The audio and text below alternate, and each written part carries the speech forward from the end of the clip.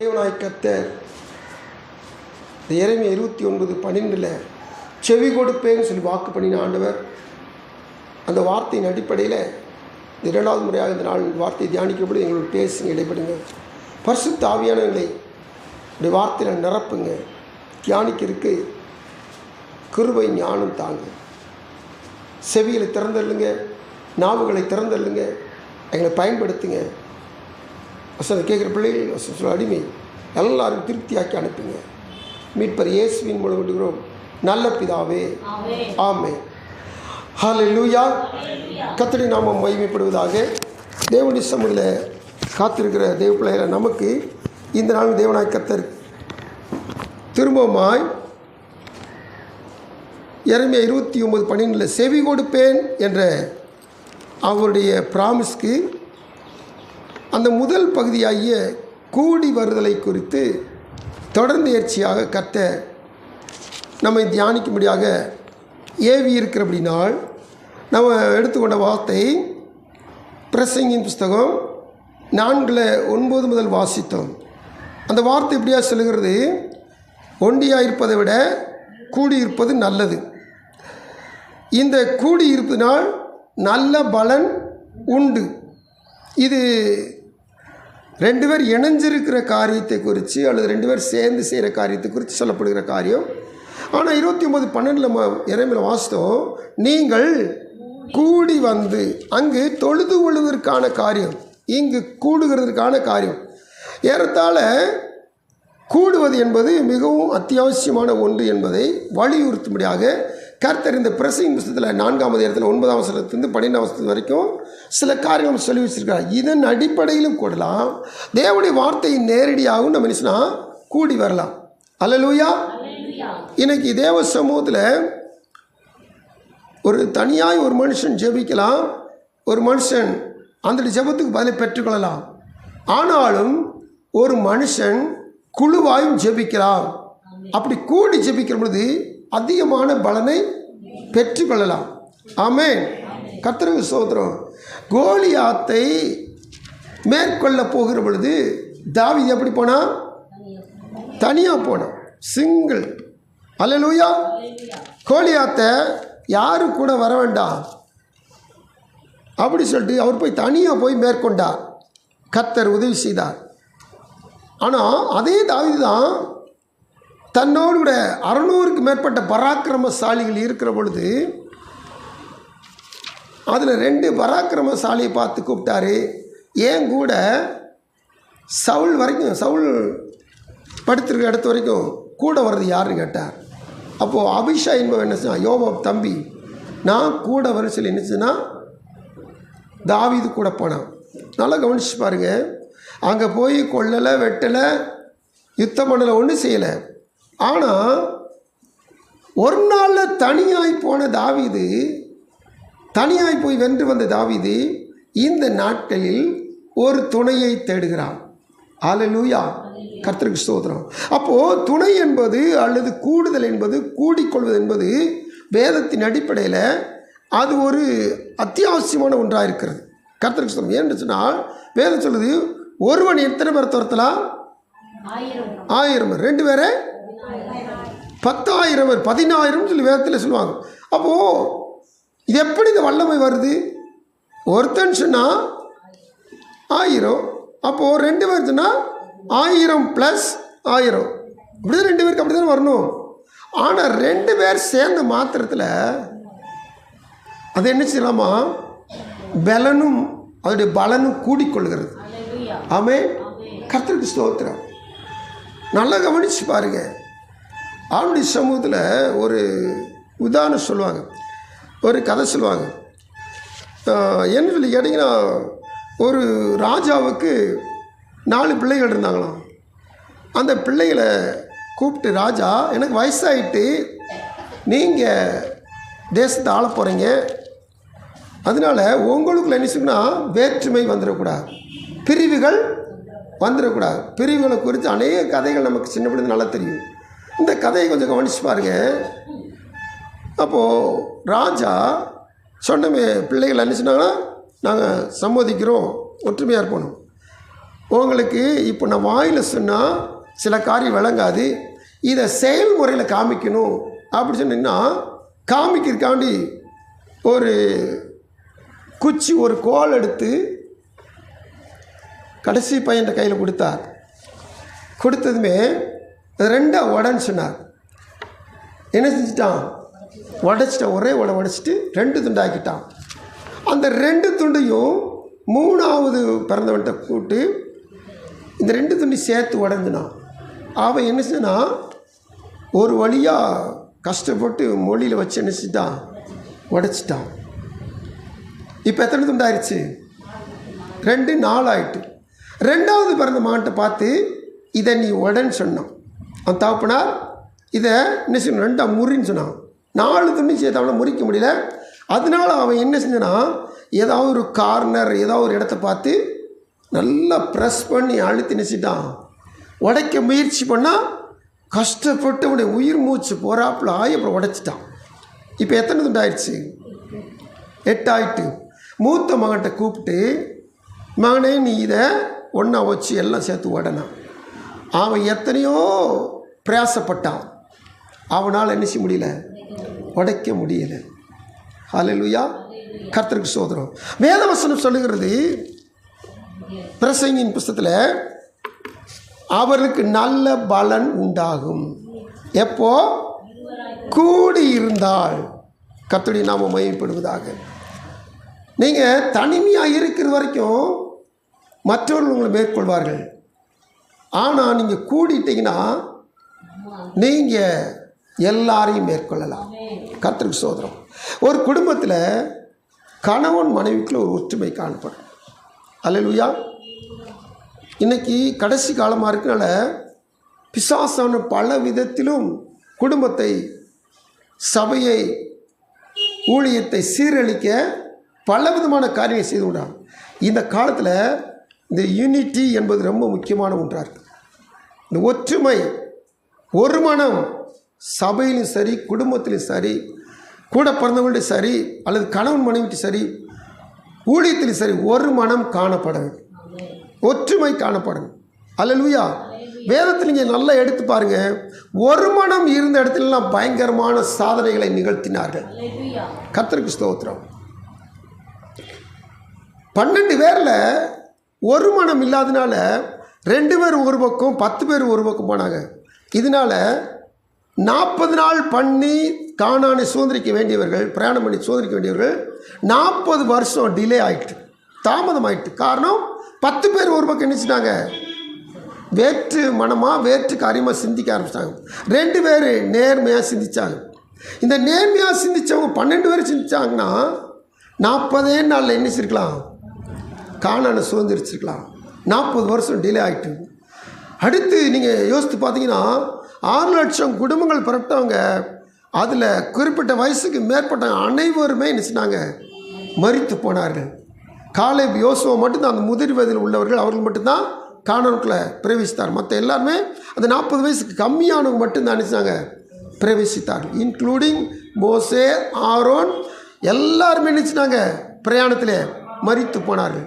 அப்போ தேவ சமூகத்தில் ஒரு மனம், ஒற்றுமை என்பது நமக்குள்ளே காணப்பட வேண்டும்.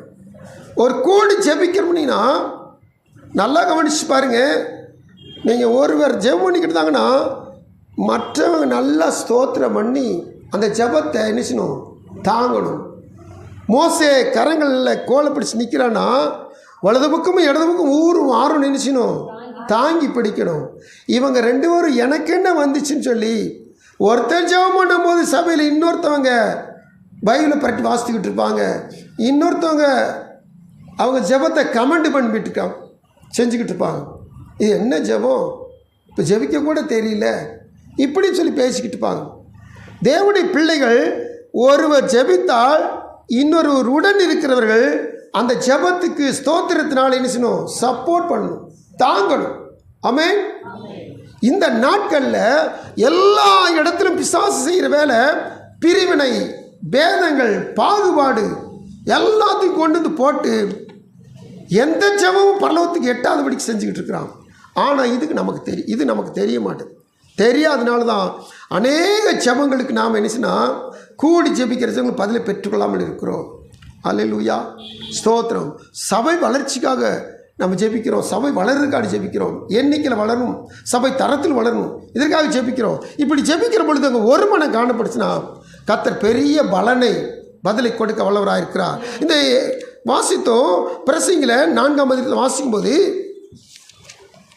ஒருவன் விழுந்தால் அவன் உடனாளி தூக்கி விடுவான், ஒண்டியார்ந்து விழுகிறவனுக்கு ஐயோ, அவனை தூக்கிவிட துணை இல்லையே. பழிக்கு விழுந்துட்டா, ஒரு ஆள் விழுந்துட்டா இன்னொரு ஆள் இருந்துச்சுன்னா டக்குன்னு தூக்கி விட்டுலாம். அப்போ 2 பேர் செய்கிற செயல்கள், 2 பேர் இணைஞ்சிருக்கிற காரியங்கள் எல்லாமே வெற்றி வாய்ப்பை தருகிறது. ஆமென், கர்த்தருக்கு ஸ்தோத்திரம். அதுக்கடுத்து வசனம் சொல்லுது பாருங்க, 2 பேராய் படுத்து கொண்டிருந்தால் அவளுக்கு சூடு உண்டாகும், ஒண்டியாக இருக்கிறவனுக்கு சூடு உண்டாவது எப்படி? இது பிசிக்கல் பிரகாரமாக இங்கே எழுதப்பட்டிருக்குது, சரீரத்தை சொல்லி எழுதப்படுது. இது விளங்கிக் கொள்ளலாம், தேவைப்பட்டால் தேவ சமூகத்தை தியானிக்கலாம். அடுத்தபடியாக வசனம் சொல்லுது, ஒருவனை யாதாம் ஒருவன் மேற்கொள்ள வந்தால் இருவரும் அவனுக்கு எதிர்த்து நிற்கலாம், முப்புரி நூல் சீக்கிரமாய் ஆறாது. கர்த்தருக்கு ஸ்தோத்திரம். ஒத்த நூல் என்பது ஒன்று இருக்குது, முப்புரி நூல் என்பது ஒன்று இருக்குது. இது 5 பொறி நூல் இருக்குது, 8 பொறி நூல் இருக்குன்னு. அப்படி நூல்களில் இப்படி திரிக்க அது கயிறா மாதிரி, பெரிய கயிறா மாதிரி, கப்பலவே இழுத்துட்டு வர பெரிய பெரிய கயிறா கூட என்ன செய்யலாம், இந்த திரிகள் கூட கூட செய்யலாம். ஆனால் ஒரே ஒரு சிங்கிள் திரி நூல் சீக்கிரம் நினைச்சிடும், அருந்து போயிடும். ஆனால் 3 பிரி நூல் சீக்கிரமாக ஏறாது, பிரிகள் கூட கூட அங்கே ரொம்ப ஸ்ட்ராங் ஆகிக்கிட்டே போகும். இந்த அனைத்து காரியங்களும் தேவனாய் கட்ட எரேமியா 29:12 முற்பகுதியை நமக்கு வலியுறுத்துகிறதாக காணப்படுகிறது. என்னதுல கூடி வந்து தொழுது கொண்டு விண்ணப்பம் செய்தால் செவி கொடுப்பேன். அப்போ கர்த்தர் நமக்கு பதில் கொடுக்கணும்னா முதல் காரியம் கூடி வர வேண்டும். இந்த கூடி வருகிற காரியத்தை கர்த்தர் நமக்கு வேதத்தில் இந்த 4 வருஷத்திலும் வலியுறுத்துகிறவராக இருக்கிறார். அப்போது தேவனுடைய சமூகத்தில் காணப்படுகிற தேவ பிள்ளைகள் கூடி வருகிற காரியத்தை குறித்து நம்ம வேதத்தில் கொஞ்சம் காரியங்களை தியானிக்க போகிறோம். முதல் காரியமாக அருமையான தானியேல் ஒரு காரியத்தை கேள்விப்பட்டான், எல்லா ஞானிகளையும் கொல்ல வேண்டும். பாபிலோன் தேசத்தில் இருக்கிற அனைத்து ஞானிகள் மட்டுமில்ல, குறிகாரர்கள், சோசியர்கள், கல்தேயர்கள் எல்லாரும் என்ன செய்யனா கொன்று குவித்து விட வேண்டும். காரணம், நேபுகாத்நேச்சார் ஒரு கனவு கண்டான். அந்த கனவை இவங்கள்ட்ட கனவை சொல்லாமலேவும் எல்லாரையும் கூப்பிட்டு, ஞானிகள் எல்லாரையும் கூப்பிட்டு, குறிகாரர்கள் எல்லாரும் கூப்பிட்டு, நான் ஒரு கனவு கண்டேன், அந்த கனவை நீங்கள் என்ன செய்யணும், நான் கண்ட கனவை நீங்கள் சொல்லணும், அதுக்கடுத்து அதனுடைய அர்த்தத்தையும் சொல்லணும். இப்படி ஒரு காரியம் சொன்னாங்க. அவங்க எல்லாரும் வித்தியாசமாக நினச்சிட்டு, ராஜா கனவு சொல்லுங்க நாங்கள் சொல்கிறோம். இல்லை, கனவை நான் சொல்ல மாட்டேன், நீங்கள் கனவையும் சொல்லணும், அர்த்தத்தையும் சொல்லணும்.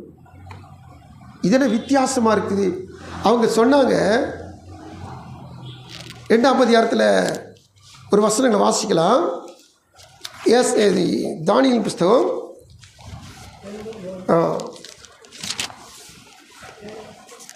நீங்கள் கொஞ்சம் வெயிட் பண்ணுங்கள். மனுஷனுடைய வாசம் பண்ணாத 11 வாசிங்க. ராஜா கேட்கிறோம், அருமையானது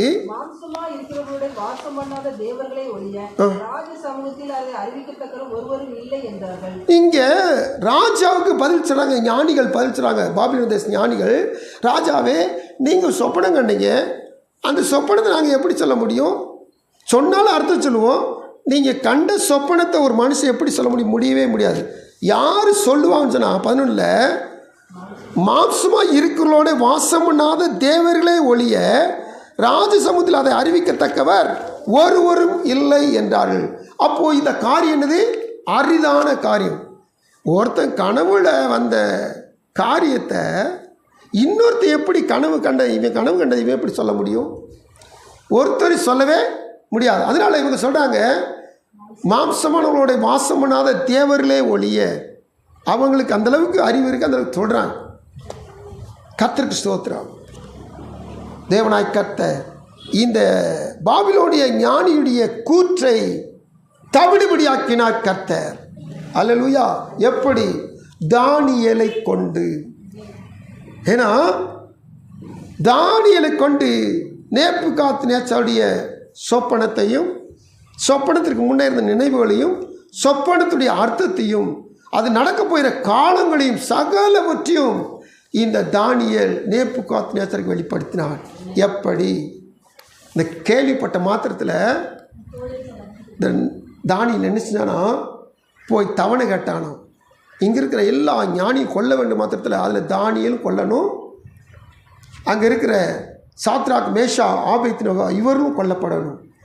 ஆனால் தானியேல் என்ன செஞ்சான்? புத்தியாய் பேசி, இதற்கு எனக்கு தவணை கொடுங்கள், நான் காரியத்தை சொல்லுவேன்னு சொல்லி கேட்டான். தவணை கொடுத்துட்டாங்க. இப்போ அவன் செஞ்ச முதல் காரியம் நண்பர்களை பார்த்து கூப்பிட்டான். 17 வசனத்தை வாசிக்கலாம். போய் பாபிலோனின் மற்ற ஞானிகளோட கூட அழியாதபடிக்கு இந்த மறைபொருளை குறித்து பரலோகத்தின் தேவனை நோக்கி இரக்கம் கேட்கிறதற்காக அனனியா, மீஷாவேல், அசரியா என்னும் தன்னுடைய தோழருக்கு இந்த காரியத்தை அறிவித்தான். பின்பு ராக்காலத்தில் தரிசனத்திலே தானியேலுக்கு மறைபொருள் வெளிப்படுத்தப்பட்டது. நல்லா கவனிச்சு கேளுங்க. சிலர் முழுசா வாசிக்காம என்ன செய்வாங்கன்னா, இந்த வார்த்தை இது வரைக்கும் வாசித்த வார்த்தையை வச்சு நல்லா கவனித்து பார்த்தீங்கன்னா உங்களுக்கு நல்லா தெரியும். தேவனை நோக்கி இரக்கம் கேட்கிறதுக்காக அனனியா, மீஷாவேல், அசரியா என்னும் தன்னுடைய தோழருக்கு இந்த காரியத்தை அறிவித்தான். பின்பு ராக்காலத்தில் தரிசனத்திலே தானியேலுக்கு மறைபொருள் வெளிப்படுத்தப்பட்டது. இந்த வசனத்து வரைக்கும் வாசித்து நான் எப்படி உங்களுக்குன்னா, தானியேல் மட்டும் ஜெபிச்சானா, தானியேல் ஜெப குறிப்பு கொடுத்துட்டு தனியாக போய் ஜெபிச்சானா, இல்லாட்டி தானியேல் நண்பர்களோட சேர்ந்து ஜெபிச்சானா?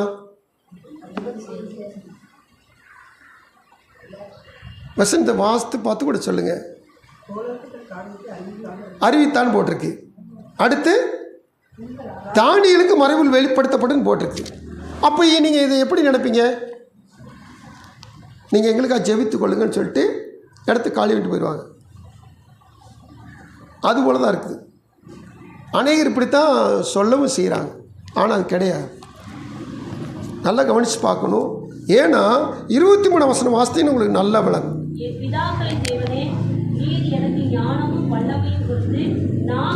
நாங்கள் உம்மிடத்தில் வேண்டிக் கொண்டது இப்பொழுது எனக்கு அறிவித்து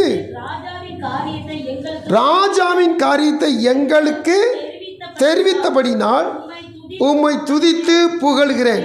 இந்த பாருங்க, வேதம் வாசித்தா எப்பவுமே ஒரு பகுதி வாசித்து முடிச்சுட்டு அந்த பகுதியை மட்டும் நினைச்சிருக்கிறது, அதுலேயும் வேறொன்றி நின்றக்கூடாது. முழுசாக என்னச்சுன்னா வேதத்தை என்னச்சுன்னா முன்னையும் பின்னையும் வேதத்தை வாசிக்கணும். ஏன்னா அநேக தானியேல் போய் ஜெபக்குறிப்பை சொல்லிட்டு போயிட்டான்னு சொல்லி இதோடு நிறுத்திக்கிடுவாங்க. தானியேலுக்கு தான் அந்த காரியம் வெளிப்படுத்தப்படுது. தானியேலுக்கு வெளிப்படுத்தப்பட்டது 100க்கு 100 உண்மை. இப்போ கூடி ஜெபித்தது 4 பேர் கூடி ஜெபித்தார்கள். அனனியா, மீஷாவேல், அசரியா. தானியேல் 4 பேர் கூடி தான் ஜெபித்தாங்க. ஏன்னா 23 வருஷத்துக்கு நல்லா தெளிவாக சொல்கிற தானியேல், இப்பொழுதும் எனக்கு அறிவித்து ராஜாவின் கருத்து எங்களுக்கு தெரிவித்தபடினா. இவங்க எல்லாரும் சேர்ந்து ஜெபிச்சாங்க. ஆனால் காரியங்கள் வெளிப்படுத்தப்பட்டது தானியேலுக்கு மட்டும் வெளிப்படுத்தப்பட்டது. ஆமென். கர்த்தருக்கு ஸ்தோத்திரம். அப்போ கூடி ஜெபிக்கிற பொழுது உலகம் சொல்லுகிறது, கூடி வாழ்ந்தால் கோடி நன்மை. ஆமென். உலக மக்கள் கண்டுபிடிச்சிட்டாங்க. அப்போ கூடி வாழணும். அப்படி வாழ்ந்தா தான் அங்கு அதிகமான கோடியான நன்மைகள் உண்டா. அப்போ கூடி ஜெபித்தால் மிகுந்த பலன் உண்டு. ஏங்க வாசிக்கிறோம்?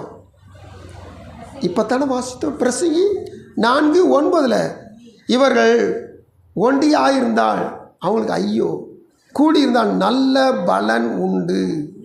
ஆமென். மிகுந்த பலன் உண்டு. அப்போது தேவ சமூகத்தில் கூடி வாழ்ந்தால் கோடி நன்மை, கூடி ஜெபித்தால் மிகுந்த பலன் உண்டு. அப்போ கூடி ஜெபிக்கிறத இன்றைக்கி அநேக நேரங்களில் நம்ம குடும்ப ஜெபம் ஜெபிக்கவே முடியாது. ஆனால் ஜெபிச்சிட்டோம், அங்கே பயங்கரமான ஒரு வெற்றி. ஸ்தோத்திரம். எதுக்கு சபையில் உபவாசித்து கூடி ஜெபிக்கிறோம். எதுக்கு சபையில் காத்திருந்து இரவு நேரங்கள் ஜெபிக்கிறோம்? எல்லாவற்றுக்கும் பலன் உண்டு. கூடிட்டாங்க ஒரு பலன் உண்டு. அல்லேலூயா. இதில் ஒருமனப்பட்டுட்டா மிகுந்த பலன் கிடைக்கும். ஒற்றுமையாக இருந்துட்டோம்னா அதிகமான பலன் கிடைக்கும். இந்த சத்தியம் நமக்கு தெரியும். ஆனால் நம்ம கூடுறது கிடையாது. கூடினாலும் ஒருமனப்படுறது கிடையாது. ஒருமனப்பட்டு ஒற்றுமையாக தேவசபையில சேர்ந்து ஜெபிக்கிறது கிடையாது. ஒருமனப்பட்டுட்டோம், ஒற்றுமையாக இருந்துட்டோம், கூடி ஜெபிக்க ஆரம்பிச்சிட்டோம், மிகுந்த பலன் உண்டு. அல்லேலூயா. எனக்கு கிடைச்ச தொழில், எனக்கு கிடைச்ச வேலை, இப்படிப்பட்ட வேலை, அதனால் குடும்பமாக நான் ஜெபிக்கவே சொல்கிறோம். எனக்கு ஓடுற ஓட்டமே சார், இந்த ஓடுற ஓட்டத்தில் பைபிள் வாசிக்கிறேன். என்னால் உட்கார்ந்துருந்து ஜெபிக்க முடியாது, உட்கார்ந்துருந்து பைபிள் வாசிக்க முடியாது. பாருங்கள், தேவன் நம்மை அருமையாக இசைத்து வணைந்து இந்த பூமியில் அவருடைய சாயல் உண்டாக்கி எல்லா சௌரியத்தை நமக்கு கொடுத்து நேர்த்தியாக நடத்தி வரார். ஆனால் அவருக்கு கொடுக்குற நேரம் கேட்டால் இல்லை. கர்த்தருக்கு நேரம் ஒதுக்குறீங்களா? இல்லை. பைபிள் வாசிக்க நேரம் ஒதுக்குறீங்களா? இல்லை. ஜெபிக்கிற நேரம் ஒதுக்குறீங்களா? இல்லை. ஆலயத்துக்கு இல்லை. எல்லாத்துக்கும் நேரம் ஒதுக்குவோம். ஸ்தோத்திரம். எல்லாவற்றுக்கும் நம்ம அப்பாயின்மெண்ட் போட்டு வச்சுருவோம். ஜெபிக்க நேரத்துக்கு ஷெட்யூல் போட்டு வச்சுருக்கோமா? இந்த நேரத்தில் ஜெபிக்கணும், இந்தந்த காரியத்துக்காக ஜெபிக்கணும். நல்லா கவனிச்சு கேளுங்க. அவனுடைய பிள்ளைகள் இந்த கூடி ஜெபிக்கிறதில்ல, இந்த தனி ஜெபிக்கிறல, எல்லாவற்றுக்கும் ஒரு நேரத்தை ஒதுக்கிருக்கு. 24 மணி நேரத்தையும் நீங்கள் உங்களுக்கே பயன்படுத்தினீங்கன்னா, படைச்ச தேவனுக்கு நேரம் கொடுக்காட்டா ஒரு நாளில் அத்தியாவசியமான நேரத்தில் நீங்கள் ஜெபிக்கும்போது அவரும் அப்படித்தான் அனுசுவார். எனக்கு உனக்கு செலவெடுக்க நேரம். கவனிக்கிறீங்களா? நம்ம அவர்கிட்ட நேரம் இல்லை சொல்லும்போது சரி எப்படியா நேரத்தை ஒதுக்குவான்னு சொல்லி காத்திருப்பார். ஆனால் எல்லா நேரத்தையும் நம்ம செலவழிச்சு கடைசி நேரத்தில் நமக்கு ஆபத்து வர நேரத்தில், கஷ்டப்படுற நேரத்தில், நஷ்டம் வந்த நேரத்தில், போராடிக்கிட்டு இருக்கிற நேரத்தில் கூப்பிடும் போது அவர் மட்டும் உனக்கு செலவழிக்க எனக்கு நேரம் இல்லைன்ட்டாரு. நம்மை போல பரிதவிக்கப்படத்தக்கவர்கள் யாரும் கிடையாது. கவனிக்கிறீங்களா? அல்லேலூயா. நல்ல கவனமாக இருங்க. எந்த காலத்து கொண்டும் தேவனோடு ஐக்கியப்படுவதில், கூடி ஜெபிப்பதில் நேரத்தை செலவிட பழகிக்கொள்ளணும். நேரத்தை ஒதுக்கணும். இல்லாத பட்சத்துக்கு நம்முடைய வாழ்வில் ரொம்ப பரிதாபத்திற்கு. இங்கே பாருங்கள், ஜெபிச்சாச்சு, பதில் கிடச்சிட்டு மிகுந்த பலன் உண்டுன்னு சொன்னாங்களே, அது என்னங்க மிகுந்த பலன்? வேதம் வாசிக்கிறோம், தேவனாய் கர்த்தர் காரியங்களை வெளிப்படுத்துகிறவராயிருக்கிறார். 20ஆம் வசனம், 21ஆம் வசனம், 22ஆம் வசனம் வாசிக்கிற பொழுது, பின்பு தானியேல் சொன்னது, தேவனுடைய நாமத்துக்கு என்றென்றைக்கும் உள்ள சதா காலங்களிலும் ஸ்தோத்திரம் உண்டாவதாக. ஞானமும் வல்லமையும் அவருக்கே உரியது.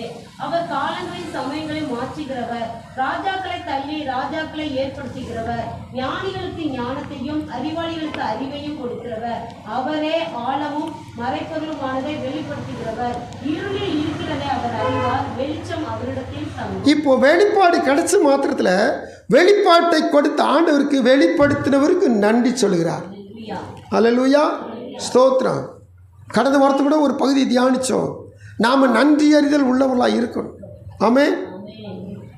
கொடுத்த மாத்திரத்தில் சடசடன்னு எங்கே போயிடல, எங்கே போயிடல. ராஜாட்ட போய், ராஜா வாங்க, நீங்கள் கண்ணை சொப்பனை தான் சொன்னாரா?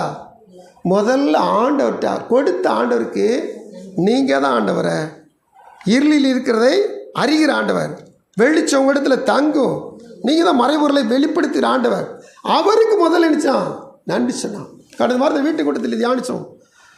வீட்டு கூட்டத்தில் தியானிக்கும் போது அந்த விதவையானவள் எலிசாட்ட போய் கேட்டாங்க, ஏமா வீட்டில் போய் காளி குடங்களை வாங்கி வச்சு எண்ணெயை ஊற்று. வீடு நிறையா குடம் நிறையா எண்ணெய் ஆயிடுச்சு, எல்லா குடமும் எண்ணெய் ஆயிடுச்சு.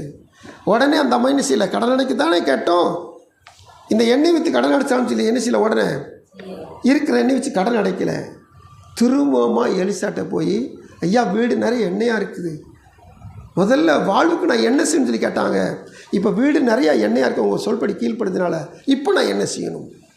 அப்போ தான் எலிசா சொன்னார், முதல்ல எண்ணெய் விற்று கடன் அடை, மிச்சம் இருக்கிறத வச்சு உன் குடும்பத்தை நடத்து. அல்லேலூயா. எப்போவுமே நம்மகிட்ட ஆசீர்வாதம் கிடச்சிட்டா ஓடிடக்கூடாது. திரும்பவும் தேவனுக்கு நமக்கு தொடர்பு இருந்துக்கிட்டே இருக்கு.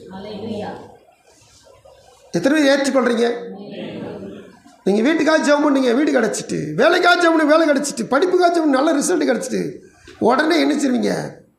தேவன்ட்டு ஓடுவீங்க. சரியா? சொல்லுங்களேன், சரியா தவறா? ஆண்டு சமூகத்தில் நீங்கள் ஒரு டாக்டர்கிட்ட போகலாம், தலைவலி, காய்ச்சல், புண்ணு, பல விதமான வேதனைகள் எல்லாத்துக்கும் மருந்து வாங்கலாம், சாப்பிடலாம். திரும்பி அந்த டாக்டருக்கு உங்களுக்கு தொடர்பு வேண்டாம். எதுக்கு நமக்கு டாக்டர் தொடர்பு வேண்டாம். ஆனால் பரம தகப்பன்ட்ட வர்றீங்க, நன்மையை பெற்றுக்கொண்டீங்க, இந்த தகப்பனை விட்டு என்ன செய்யாதீங்க, பிரிஞ்சு போயிடாதீங்க. அவருக்கும் உங்களுக்கும் நித்திய தொடர்பு இருந்துக்கிட்டே இருக்கும். அப்போ தான் அவர் நித்தியத்தில் கொண்டு போய் சேர்த்து மகிழ பண்ண வல்லவராக இருக்கிறார். ஹல்லேலூயா. இங்கே பாருங்கள், முதல் காரியம் என்ன செய்கிறான்? ஆண்டவர்கிட்ட பெற்றுக்கொண்டதுக்காக அவரை புகழ்ந்து மகிமைப்படுத்துகிறான். அடுத்த காரியம் பார்த்தீங்கன்னா தேவசமூகத்தில் 27ஆம் வசனத்தில், தானியேல் ராஜசமூகத்தில் பிரதித்திரமாக ராஜா கேட்கிற மறைபொருளை ராஜாவுக்கு தெரிவிக்க ஞானிகளாலும் ஜோசியராலும் தாசிகளாலும் புரிசொல்லி இல்லை 23ஆம் வசனத்தை வாசித்துருவோம். என் பிதாக்களின் தேவனே, நீர் எனக்கு ஞானமும் வல்லமையும் கொடுத்து நாங்கள் உம்மிடத்தில் வேண்டிக் கொண்டதை இப்பொழுது எனக்கு அறிவித்து ராஜாவின் காரியத்தை எங்களுக்கு தெரிவித்தபடியால் உம்மை துதித்து புகழுகிறேன் என்றான். இப்போ நன்றி சொல்லி அந்த ஜபத்தை முடிக்கிறான். முடிச்சுட்டு இப்போ பேச வேண்டிய ஆள்கிட்ட பேசி ராஜாட்ட கொண்டு விட சொல்கிறான். ராஜாட்ட கொண்டு விட்ட மாத்திரத்தில் நாம் என்ன செய்கிறோம்? வேதவசனங்களை பார்க்குறோம். அப்படி பார்க்குற பொழுது பார்த்தீங்கன்னா ராஜாட்ட முழு விவரத்தை எடுத்து சொல்லலாம். அப்படி எடுத்து சொல்லும்போது முதல் காரியம் 29ஆம் வசனம், ராஜாவே நீர் படுத்திருக்கையில் இனிமேல் சம்பவிக்க போகிறது என்ன என்கிற நினைவுகள் உமக்குள் எழுந்தது. அப்பொழுது மறைபொருளை வெளிப்படுத்துகிறவர் சம்பவிக்க போகிறதை உமக்கு தெரிவித்தார். கர்த்தருக்கு ஸ்தோத்திரம். நல்லா கவனித்து பார்க்கணும். இந்த 29ஆம் வசனம் ராஜாவுடைய எண்ணங்களில் வராத ஒன்று. ராஜா கேட்ட கேள்வியில் இந்த கேள்வி குறிகாரர்கிட்ட கேட்கவே இல்லை. இதை சொல்லுங்க அப்படின்னு சொல்லி கேட்கவே இல்லை. நான் என்ன நினச்சி படுத்திருந்தேன், எனக்கு ஒரு சொப்பனம் வந்துச்சு, அந்த சொப்பனத்துக்கு அர்த்தம் தெரியாமல் இருக்கிறேன், அதனால என் நினைவு சொல்லணும், என் சொப்பனத்தை சொல்லணும், என் சொப்பனத்துக்கு அர்த்தம் சொல்லணும். இப்படி சொல்லவே இல்லை. ராஜா என்ன தான் சொன்னான்? சொப்பனம் கண்டேன், சொப்பனத்தை சொல்லுங்கள், அர்த்தத்தை சொல்லுங்கள். இது யாராலும் முடியாது. ஆனால் தேவன் இந்த எபேசியரில் 3:20 தானே, நாம் வேண்டிக் கொள்வதற்கும் நினைப்பதற்கும் மிகவும் அதிகமாக கிரீஸ்திர வல்லமையின்படியே நமக்குள்ளே கிரீஸ்திர ஆவியானவர். அல்லேலூயா. இவர் என்ன செய்வாரா? நான் எதுக்காக ஜெபிக்கிறனோ அந்த ஜெபத்திற்கு நான் கேட்ட காரியம் 90%ச்சுன்னா அவர் 100% பதில் தர வல்லவர். நான் கேட்குற காரியம் ஒரு 50% தான் கேட்டேன்னா அவர் 100% பதில் தர வல்லவர். நான் ஒரு 20 தான் கேட்டேன்னா இவனுக்கு ஜெபிக்க தெரியல, ஆனாலும் நான் 100 கொடுப்பேன். கர்த்தர் நல்லவர். அல்லேலூயா. நீங்கள் ஜெபிக்க தெரியாத மட்டும் என்ன செய்றாங்க? ஜெபிக்காம இருந்துடாதீங்க. 5% தான் ஜெபிக்க தெரியும். இயேசுவேன்னு சொல்லி கூப்பிடுங்க, பதில் தருவார். கூப்பிடு நீ பதில் கொடுப்பார், குறைகள் எல்லாம் நிறைவாக்குவார். கூப்பிடுங்க, ஜெபிங்க, கூடி ஜெபிங்க, நல்ல பலன் உண்டு, மிகுந்த பலன் உண்டு. விட்டுறாதீங்க. ஆமென். அப்போ ஆண்டவருடைய சமூகத்துல காத்திருக்க தேவ பிள்ளைகள், இந்த தானியேலுக்கு கர்த்தர் வெளிப்படுத்தும் போது சொப்பனத்தை மட்டும் வெளிப்படுத்தல. சொப்பனத்துக்கு முன்னாடி இவன் போய் படுக்கையில் படுத்திருக்கிறான். படுக்கும் போது இவன் என்ன நினைச்சானா? இனிமேல் சம்பவிக்க போகிறது என்ன? காரணம், இந்த நேபுகாத்நேச்சார் ஏறத்தாழ உலகத்தில் இருக்க 3/4 பகுதிக்கு மேலே நாடுகளை பிடிச்சிட்டான், ஆளுகை செஞ்சுக்கிட்டு இருக்கிறான். இப்படி ஆளுகை செஞ்சுக்கிட்டு இருக்கும்போது நம்ம இப்படி ஆளுகை செஞ்சுக்கிட்டு இருக்கோமே, இவ்வளவு நாளை பிடிச்சி நம்ம ராஜாவாக இருக்கிறோமே, இனிமேல் எவன் தான் ஆள போகிறானோ, எப்படிப்பட்டவன் ஆள வரப்போகிறானோ, இனி என்ன சம்பவிக்குமோ மனசுக்குள்ளே சிந்திக்கிறான். இந்த சிந்தனையெல்லாம் சேர்த்து தானியேலுக்கு கர்த்தர் வெளிப்படுத்துகிறார். நேபுகாத்நேச்சார் சிந்தித்த சிந்தனைகள். கர்த்தருக்கு ஸ்தோத்திரம். அல்லேலூயா. ஒருவேளை உங்களுக்குள்ள சிந்தனையும் இந்த ஆண்டுக்கு வெளிப்படுத்த முடியுமா? நீங்கள் 139 வாசித்து பாருங்கள். கடந்த நாட்களில் நம்ம வாசித்த வசனம் தான். நீங்கள் வசனம் சொல்லுது, என் நாவில் சொல்லு, என்னத்தை நான் பேச போகிறேன் சொல்ல போகிறேன் அப்படி எல்லாம் தேவன் அறிந்து வைத்திருக்கிறார். அல்லேலூயா, கர்த்தருக்கு ஸ்தோத்திரம். நான் உங்களுக்கு ஒரு காரியம், சின்ன காரியம், உங்களுக்கு தெரிஞ்ச காரியம் சொல்லித்தரேன். உங்களுக்கு ஈஸியாக நீங்கள் பிக்கப் பண்ணிடுவீங்க. கர்த்தருக்கு ஸ்தோத்திரம். நீங்கள் ஒவ்வொருவரும் வச்சுருக்கிற ஆண்ட்ராய்டு மொபைலில் நீங்கள் எதை அடிக்கடி பார்க்குறீங்களோ இந்த மொபைல் என்ன செய்ய தெரியுமா, அது கண்டுபிடிச்சிடும். நீங்கள் ஃபெர்க்மான் ஸ்பாட் அடிக்கடி பார்த்தீங்கன்னா நீங்கள் ஆன் பண்ணுமே ஃபெர்க்மான் ஸ்பாட் தான் வரும். அதுக்கு தெரியும் நல்லா. அதுக்கு பின்னாடி ஒரு ஏஐ இருக்குது. அது என்ன செய்யுமா, நீங்கள் ஒருத்தரோட இப்போ யாராவது ஒருத்தர் ஃபேமிலியருக்கு ஒருத்தர் வச்சுங்க, காட்டாத்தரை தாமஸ் ஐயா அவர் இறந்துட்டார். அவர் வார்த்தையை நீங்கள் அடிக்கடி கேட்குறீங்க, அவர் செய்தி அடிக்கடி கேட்குறீங்க. இந்த மொபைல் நீங்கள் ஆன் பண்ண மாத்திரத்தில் அப்படி செய்தி வந்துடும். ஏன்னா நீங்கள் அதை விரும்புகிறீங்கன்னு சொல்லி அந்த மொபைலுக்கு தெரியும். நீங்கள் எதை விரும்புகிறீங்களோ, நீங்கள் தப்பாக ஒரு காரியத்தை அதில் விரும்பி அதை ஆன் பண்ணிவிட்டு 2 தடவை 3 தடவை பார்த்துட்டிங்கன்னா அந்த தப்பானதாக வரும். கேம்ஸில் இறங்கிட்டேன்னு கேம்ஸாக வரும். சின்ன பிள்ளைங்க ரைம்ஸில் இறங்கிட்டாங்கன்னா அவங்க ஆன் பண்ண ரைம்ஸாக தான் வரும். இப்படி நீங்கள் எதை விரும்புகிறீங்களோ அதுதான் வரும். இந்த மொபைலுக்கு ஒரு இன்ஸ்ட்ருமெண்ட்டுக்கு இந்த அறிவை வச்சுருக்கான்னா தேவாதி தேவன் அந்த அறிவை கொடுத்தவர், அவனுக்கு ஞானத்தை கொடுத்தவர், சகலத்தையும் படைத்தவர், ஆனந்த ஞானமுடையவர். நான் என்ன நினைக்கிறேனோ, நேபுகாத்நேச்சர் என்ன நினைச்சானோ அந்த நினைவுகளை தானியேலுக்கு வெளிப்படுத்தினார். எத்தனை பேர் விலைக்கு கொண்டீங்க? அல்லேலூயா, ஸ்தோத்திரம். தேவ சமூகத்தில் ஒரு மொபைல் நீங்கள் விரும்புகிறத உடனே சொல்லுதுன்னா தேவாதி தேவன் என் நினைவுகளை அறிந்திருக்கிறவர். இப்போ ஆன்சர் பண்ணணும். நேபுகாத்நேச்சர்கிட்ட போய் நீ போய் கேட்டதை மாத்திரம் சொல்லாத, அவன் கேட்டதுக்கு மிஞ்சி என்ன செய்ய அவனுக்கு சொல்லு. காரணம், அந்த தேசத்தில் இந்த தானியேலை உயர்த்துவது தேவனுடைய திட்டம். கொல்லப்பட வேண்டியவர்கள் யார் யார்? தானியேல், சாத்ராக், மேஷாக், ஆபேத்நேகோ கொல்லப்பட வேண்டியவர்கள். இந்த தரிசனத்துக்கு சொல்லாட்ட அவங்க சாக போகிறாங்க. ஆனால் கொல்லப்பட வேண்டியவர்கள் தேசத்தில் உயர்த்தப்பட்டார்கள். பெரிய பதவி, அது கொழுமண்டபத்தில் இருக்கிற மாதிரி. கொழுமண்டபம் தெரியுமா உங்களுக்கு? அரச சபையில் ராஜா ராணி சகலர் உட்கார்ற இடத்துல இந்த தானியேல் உட்கார்ந்தான். ஆமென், கர்த்தருக்கு ஸ்தோத்திரம். அப்போ தேவசனம் காத்திருக்க தேவ பிள்ளையிலே, இப்போ முதல் காரியமாக அவன் சொப்பனத்துக்கு முன்னாடி நினச்ச நினைவுகளை சொல்லிட்டான். அதுக்கடுத்து அவன் சொப்பனத்தை ஃபுல்லாக சொல்கிறான். ஆமென். ஒரு பெரிய சிலையை பார்த்தீங்க, அந்த சிலையுடைய தலை தங்கமாக இருந்துச்சு, மாறும் புயும் வெள்ளியாக இருந்துச்சு, வயிறுந்தோடையும் வெண்கலமாக இருந்துச்சு, கால்கள் இரும்பாக இருந்துச்சு, பாதங்கள் பாதி இரும்பும் பாதி களிமண்ணுமா இருந்துச்சு. நல்லா கண்டுபிடிங்க. இந்த ராஜா அப்செட் ஆயிட்டான். என்னடா அது, நம்ம பார்த்தது அப்படி சொல்கிறானே. அடுத்து ராஜா, இது மட்டும் இல்லை, நான் சொல்கிறதை கேளுங்க, இது அர்த்தத்தை சொல்கிறேன். இது ஒவ்வொன்றும் ஒவ்வொரு ராஜ்யங்கள், ஒவ்வொரு சாம்ராஜ்யம். இந்த சாம்ராஜ்யத்தின் முதல் சாம்ராஜ்யம் நீர்தான். நீதான் அந்த தலையாகிய ராஜா. முதல் சாம்ராஜ்யம் பாபிலோன் சாம்ராஜ்யம். இந்த உலகத்தை ஆண்டுக்கிட்டு இருக்க. இதுக்கடுத்து உன்னிலும் டம்மியான ஒரு ராஜ்யம் எழும்பும். அதற்கடுத்து ஒரு டம்மியான ராஜ்யம் எழும்பும். அதுக்கடுத்து உரமான ஒரு ராஜ்யம் எழும்பும். அதுக்கடுத்து நெரிசலான ஒரு ராஜ்யம் கடைசி காலத்தில் வரும்.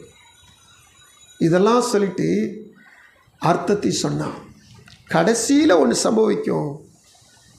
கைகளால் பெயர்க்கப்படாத ஒரு கல் மலையிலேருந்து உருண்டு பிறண்டு வந்து நீங்கள் பார்த்துக்கிட்டு இருந்த அந்த சிலையை உடைச்சி காற்று பறக்கடிக்கிற பதரை போல் அந்த சிலை நொறுங்கி, ஒரு சின்ன கல் தான் மலையிலேருந்து உருண்டு வரும். ஆனால் அது வந்து பெரிய கல்லாகி அந்த சிலையை மோதுன மாத்திரம் அடித்து நொறுக்கி தூளாக பறக்க விட்டுரும். கடைசியில் அந்த பொடி கல் தான் பெரிய பர்வதமாகி பூமி எல்லாம் நிரப்பும். அந்த பர்வதம்தான், அந்த கண்மலையாகிய கர்த்தர் இயேசு தான் பூமியெல்லாம் ஆட்சி செய்ய போகிறார். ஹல்லேலூயா, ஸ்தோத்திரம். அர்த்தத்தை சொன்ன மாத்திரத்தில் முதல்ல நினைவு, கனவு, அர்த்தம் 3 காரியத்தை சொல்லிட்டான். சொன்ன மாத்திரத்தில் நடந்த சம்பவம். அடுத்த பக்கத்தை திருப்பி கொள்ளுங்க. 46ஆம் வசனத்தை வாசிங்க. நெடுஞ்சாக்கடையாக விழுந்துட்டான். இதுவரைக்கும் நான் அப்படிப்பட்ட மனுஷனே கண்டதே இல்லை. சொப்பனத்தை சொல்கிறான்னா சொப்பனத்துக்கு முன்னாடி நினைவு சொல்லிட்டான், சொப்பனத்தை சொல்லிட்டான், அர்த்தத்தையும் சொல்லிட்டான், நான் எந்த இடத்துல இருக்கிறேன் என்பதை விளக்கி காமிச்சிட்டான். அல்லேலூயா, ஸ்தோத்திரம். தேவசன் காத்துக்கு தேவ நல்லா பாருங்க. தானியேலை வணங்கி அவனுக்கு காணிக்கை செலுத்தவும் தூபம் காட்டும் கட்டளையிட்டான். இதெல்லாம் தகாத காரியம். ஆனால் இவன் தெய்வமாக நினச்சி செய்ய ஆரம்பிச்சிட்டான். ராஜா தானியேலை நோக்கி, நீ இந்த மறைபொருளை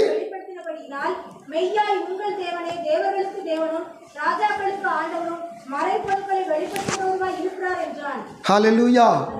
இந்த தானியேல் தன் தேவனை பற்றி சொல்லவே இல்லை. ஆனால் நேப்புகாத் நேச்சாருக்கு விளங்கிருச்சு. என்ன சொல்கிறான்? உங்கள் தேவனே தேவர்களுக்கு தேவன் அல்ல, தேவாதி தேவன். அவன் தன்னைத்தானே ராஜாதி ராஜாவாக இருக்கிறான். ஆனால் தேவாதி தேவன் ஒருவர் உண்டு, அது தானியேலின் தேவன். கர்த்தருக்கு ஸ்தோத்திரம். அப்போ ஆண்டருக்கு நல்லா தெரியும் யார்கிட்ட மறைப்பொருளை வெளிப்படுத்தினா யார் போய் நம்மளை மகிமைக்குள்ளாய் நடத்துவார்கள், மகிமைப்படுத்துவார்கள் சொன்னால் இந்த தானியேலை கர்த்தர் கரெக்டாக கண்டுபிடிச்சிட்டார். ஹல்லேலூயா. எல்லாம் வேதப்படி சொல்கிறாங்க, தானியேலை சிறப்பிடிச்சு போகும்போது ஏறத்தாழ 17 வயசு தான் இருக்குமா. ஹல்லேலூயா. 17 வயசுனா உலக ஆசைகள், சிற்றின்பங்கள், அங்கே போகணும் இங்கே போகணும், துடிக்கும், இந்த கால்கள் ஓட துடிக்கும், இந்த மனசு சிறகடி பறக்கும். 17 வயசில் யார் 17 வயசு யோசித்து பார்த்து யார் 17 வயசுங்க?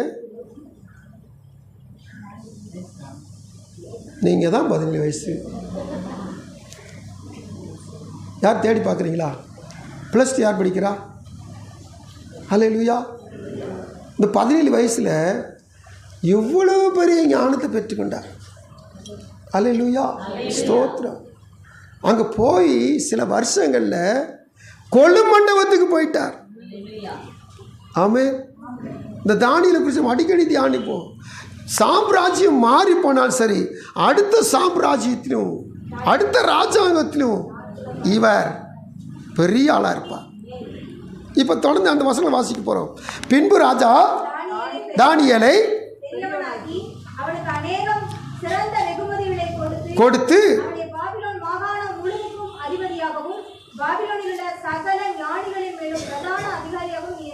எவ்வளவு பெரிய பெரிய பெரிய போஸ்டிங் உயர்த்திக்கிட்டே போகிறான். இன்னும் வாசிக்கிற பொழுது தானியேல் ராஜா வேண்டிக் கொண்டதின் பேரில்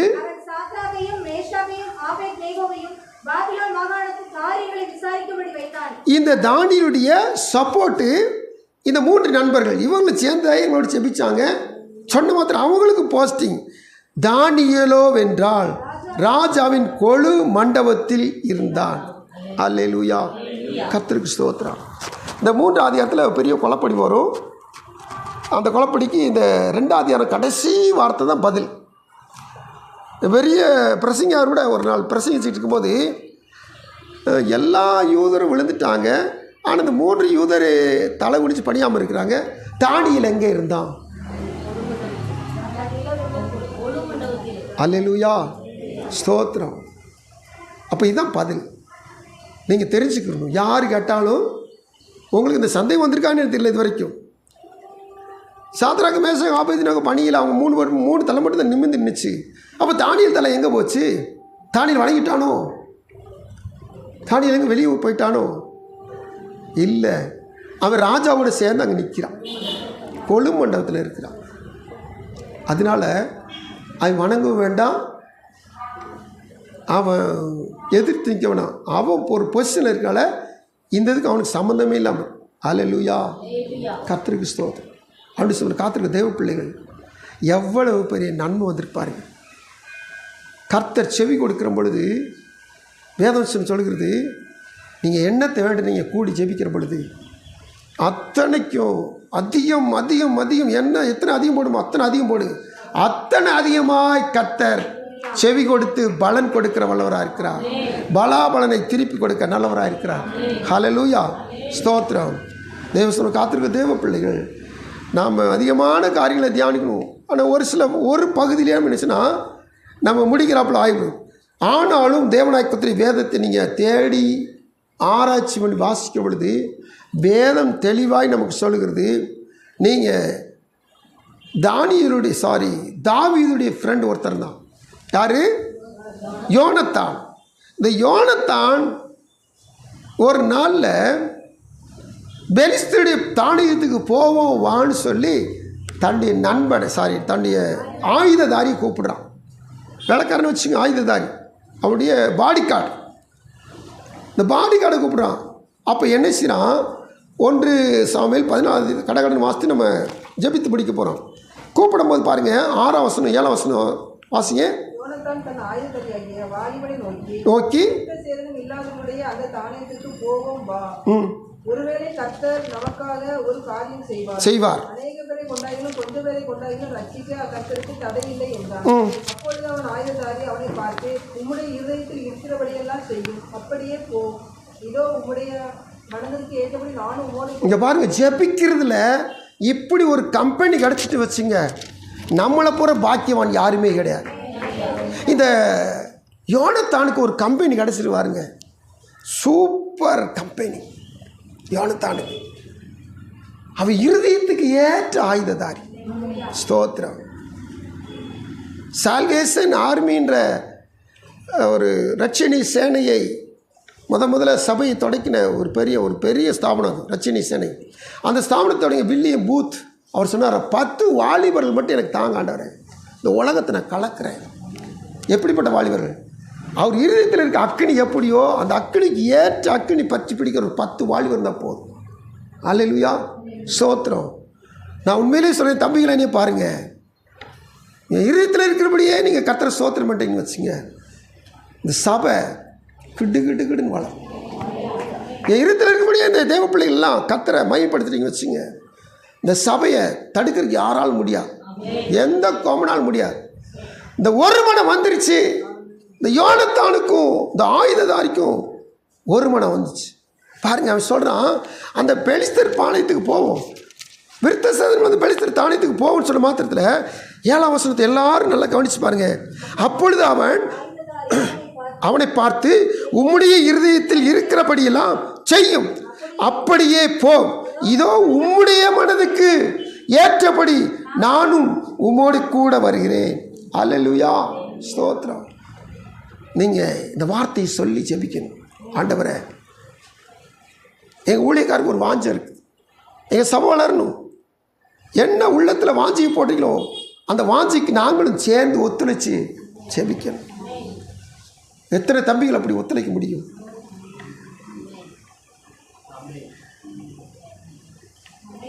கவனித்து பார்த்தா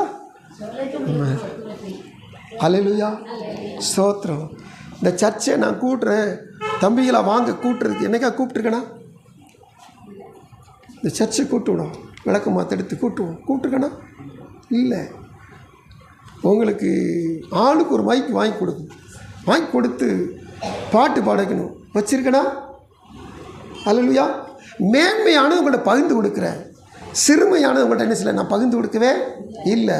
ஆனால் அதிலும் மேன்மையான சபத்தில் என்னோடு இணைந்து கொள்ளுங்கள். இவங்க மட்டும் இல்லை, சபையார் யாவரும் இணைந்து கொள்ளுங்கள்.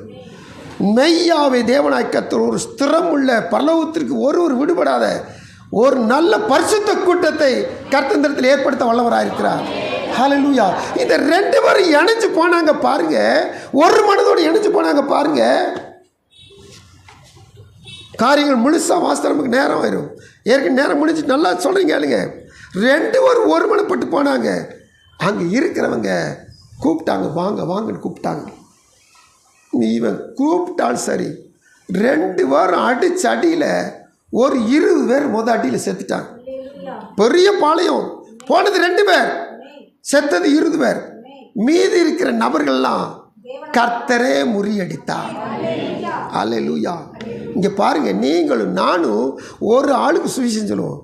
அந்த ஒரு ஆளை வச்சு கர்த்தர் தேசத்தவே கலக்கி இந்த இடம் முழுதும் காடையை கொண்டு வந்து 7 நாள் பிரயாண தூரத்தில் போட்டது, 3 நாள் பிரயாண தூரத்து அளவுக்கு போட்டது போல கர்த்தர் ஆத்துமாக்களை கொள்ளை பொருளாய் கொடுக்க சத்தமா அல்லேலூயா. தேவ சமூகத்தில் அந்த ஒரு மனதை கர்த்தர் நமக்கு கொடுக்கணும். கூடி ஜெபித்தாள், கூடி வாழ்ந்தாள், கூடி ஜெபித்தாள், மிகுந்த பலன் உண்டு. ஆமென். கர்த்தருக்கு சொல்ற பின்னாடி வாசித்து பார்த்தீங்கன்னா தேவனால் பயங்கரம் உண்டாயிடுச்சு. 15 வசனம் கடைசி போட்டுக்கு அது தேவனால் உண்டான பயங்கரமாக இருந்தது. பென்யமீன் நாட்டில் கிபியாவுக்கும் சவுலுக்கு இருந்த ஜாமக்கார் பார்த்து அந்த ஏராளமான கூட்டம் கலைந்து ஒருவர் மேல் ஒருவர் விழுகிறதை கண்டார்கள். இது கர்த்தரே செய்தார்.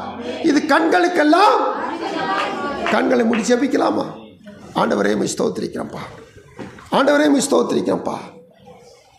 கூடி ஜெபிக்க வேண்டும், கூடி வந்து தொழுது கொள்ள வேண்டும், கூடி வந்து தொழுது கொண்டு விண்ணப்பம் செய்ய வேண்டும்.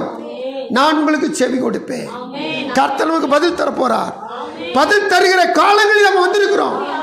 ஆண்டவரே எங்களுக்குள்ள கூடி வருகிற பொழுது ஒரு மனதை கட்டளை எடுங்கப்பா. ஆண்டவரே நாங்கள் ரொம்ப நாளாக செபிக்கிறோம், ஆனால் நீங்கள் விரும்புகிற ஒற்றுமை கிடையாது, ஒரு மனம் கிடையாது. கர்த்தாவே எங்களுக்குள்ள, எங்கள் தம்பிகளுக்குள்ள, எங்கள் தங்கைகளுக்குள்ள, எங்கள் சகோதர சகோதரிகளுக்குள்ள ஒரு மனதை கட்டளையிடுங்க. அந்த யோனத்தானின் ஆயுததாரியை போல மனம் போல செய். நான் உன் கூடவே இருக்கிறேன். கர்த்தர் கூட இருக்கிறார், நான் உன் கூட இருக்கிறேன். ஸ்தோத்திரம் ஸ்தோத்திரம். இந்த ஒரு மனதை கர்த்தர் சொல்ல ஒவ்வொரு ஜெபத்திலும் பெற்றுக்கொண்டோம்னா, இந்த ஒரு மனதை ஜெபத்தில் ஒவ்வொன்றிலும் பயன்படுத்துகிறோம் என்று சொன்னால் மெய்யாவை தேவனாய்க்கு பெரிய பலனை கொடுக்க வல்லவராக இருக்கிறார். அன்பின் ஆண்டவரே நமக்கு நன்றி செலுத்துகிறோம். மகிமையின் ராஜாவை இந்த வேலை தேவ சமூகத்தில் எங்கள் ஒவ்வொருவருக்கும் கூடி ஜெபிக்க இருதயத்தை தாங்க, மிகுந்த பலனை பெற்றுக்கொள்ள ஒரு மனதை கட்டளையிடுங்க. ஆண்டவருடைய சமூகத்தில் ஒரு தானியேல், அனனியா, மீஷாவேல், அசரியா 4 பேர் ஜெபித்தார்கள். ஆண்டவரே ஒரு யோனத்தான் கூட இருந்த ஆயுததாரி ஒரு மனமாக யுத்தம் செய்தார்கள். ஆண்டவரை அவங்க எதிர்க்க இருக்க பாளையத்தை பார்க்கல, ஜெபித்தார்கள், துதித்தார்கள், கர்த்தர் சொந்த நன்மையை பெரிதாய் பெற்றுக்கொண்டார்கள். பெரிய வெற்றி, பெரிய விடுதலை. கொல்லப்பட வேண்டியவர்களை உயர்த்தப்பட வேண்டிய நிலைமை வந்துருச்சு. நேப்பு காத்து நேச்சார் நினச்சான் எல்லா ஞானியும் கொண்டு போட சொல்லி கொல்லவும் சட்டம் போட்டுட்டான்.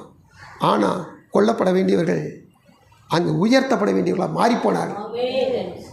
இந்த உயர்வு நம்முடைய வாழ்வில் கிடைக்க கூடி ஒரு மனதோடு ஜெபிப்போம். அன்பின் ஆண்டவரே நமக்கு நன்றி, அருமை ரட்சகரே நமக்கு நன்றி. வந்த பிள்ளை ஆஸ்வதிங்கப்பா. ஒவ்வொரு பிள்ளைகளுக்கும் குடும்பத்தில் கூடி ஜெபிக்கிற இந்த ஜெபாவை ஊற்றுங்கப்பா. எஸ்ப்பா தனி ஜெபம் அவசியம், கூடி ஜெபிக்கிற அதை காட்டிலும் அத்தியாவசியமாக இருக்குது. அப்படின்னா இந்த கூடி ஜெபிக்கிற ஜெபத்தை எங்கள் குடும்பங்களில், எங்கள் வாழ்வில், சபையில் அடிக்கடி நாங்கள் கூடி ஜெபிக்க உதவி செய்யுங்க. ஒரு மனதை கட்டளையிடுங்க. பலனை பெற்றுக்கொள்ள, மிகுந்த பலனை பெற்றுக்கொள்ள உதவி செய்யும். இப்பொழுது வந்த பிள்ளையை ஆஸ்வதித்து எல்லோருக்கும் மிகுந்த பலனால் நிரப்பி அனுப்புங்க.